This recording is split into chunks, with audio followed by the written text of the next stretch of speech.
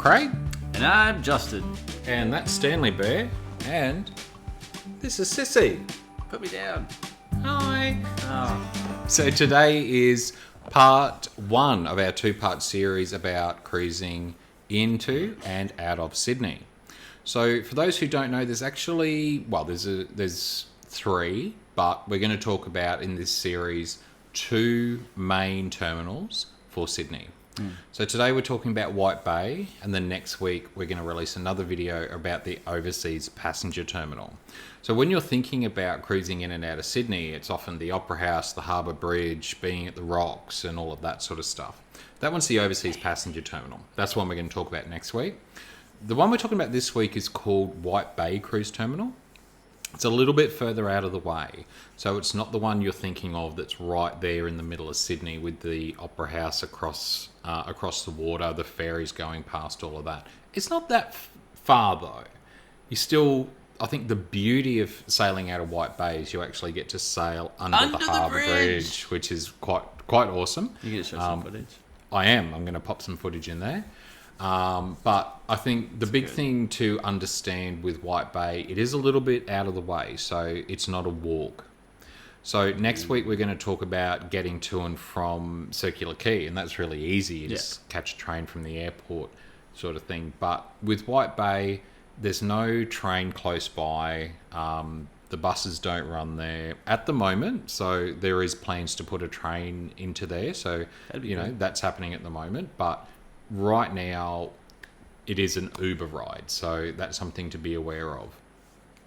Another thing to know about White Bay, and we didn't know this until we recently did a cruise with a friend of ours, the lady we were talking about in our last video, we were talking about solo travel.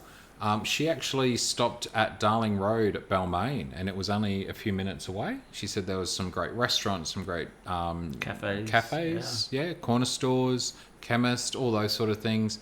Nice and close. So if you need to pick up some last minute things, that'd be an easy way to do it. At the terminal, there's not a lot there. There was a cafe, I think, but that was about it.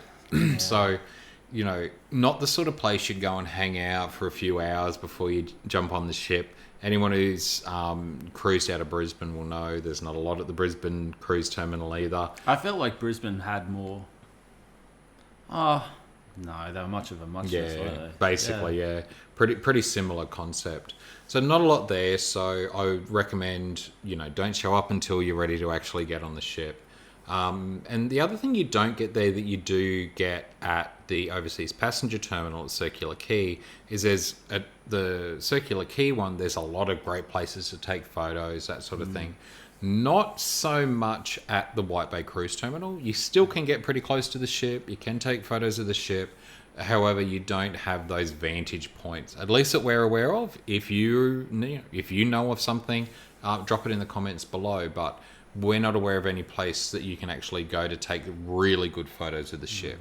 Plus, it was raining. It was raining, which probably dampened my mood on it a little bit.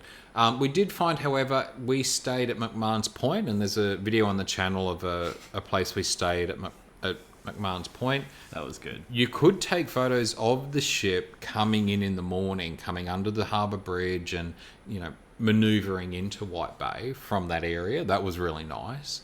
But yeah, not as many great vantage points to take photos of the ship there as well. But having said that, the experience of sailing under the Harbour Bridge is pretty good. Yeah, it's beautiful. It's pretty good.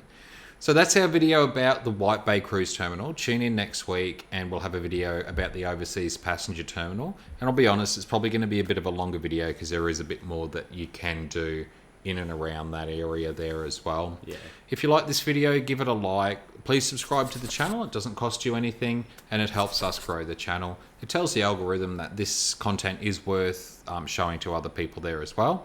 He's trying to do a thumbs up, but it's a little bit There we go. So it'll tell the algorithm that this is a video worth showing to other people there as well. But until next time, we'll talk to you then. Bye.